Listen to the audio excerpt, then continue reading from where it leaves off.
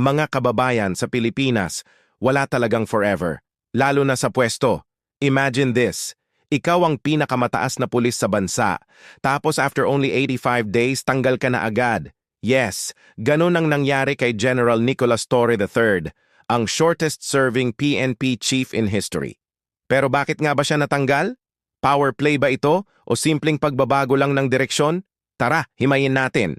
Unang-una, sino ba si Torre? He became the 31st chief ng Philippine National Police noong June 2, 2025.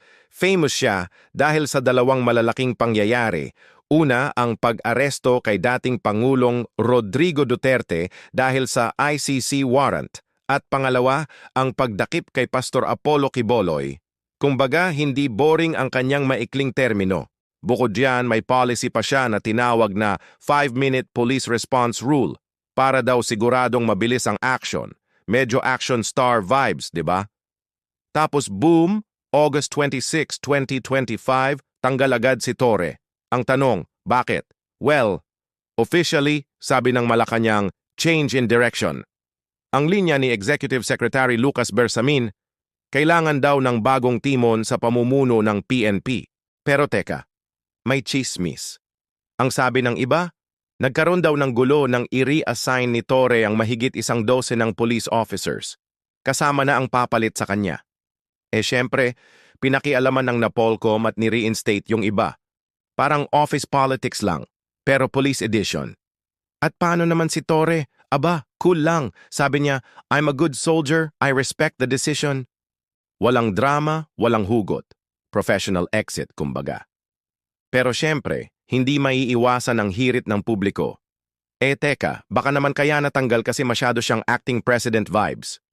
Sa social media, ang daming reactions. May nagsabi, grabe, wala pa ngang 3 months, tanggal agad. Ano to, PNP chief on probation? Yung iba naman, kasi masyado siyang naging independent.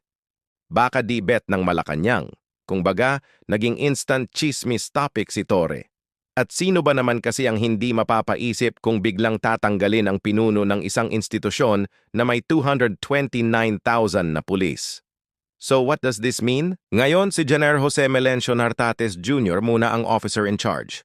Ang tanong, ano ang magiging bagong direksyon ng PNP? Magtutuloy ba ang 5-minute response rule? At higit sa lahat, matatag ba ang leadership kung palit agad ang hepe parang musical chairs? Mga kababayan, si Torre ay isa lang sa maraming leader na dumadaan sa init ng politika at serbisyo. Pero sa kaso niya, mabilis talaga ang turnover. Parang instant noodles, luto agad, wala pang 3 buwan, tanggal na. Kaya tanong ko sa inyo, tama ba ang biglaang pag-alis kay Torre? O sahyang dahil mukhang may gusto siyang baguhin? Comment your thoughts below at huwag kalimutang i-like at i-share ang vlog na ito dahil dito sa channel na ito, lagi nating babantayan kung sino ba talaga ang naglilingkod at sino ang acting lang. See you sa susunod na kwento.